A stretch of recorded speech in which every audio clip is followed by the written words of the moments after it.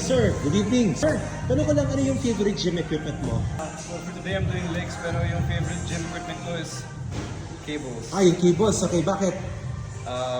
More variety sa workout. Okay. You can do different kind of workouts sa isang sa cable machine. So Yeah, diba? especially the flies, yung Yeah. favorite ko.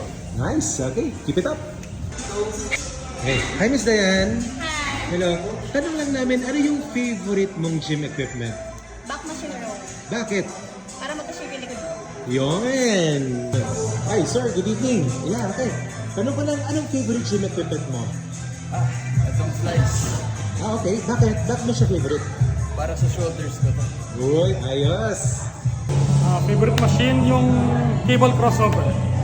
Kasi kayang targetin ang lahat ng muscle part. From shoulders, back, chest, arms, legs, and even core.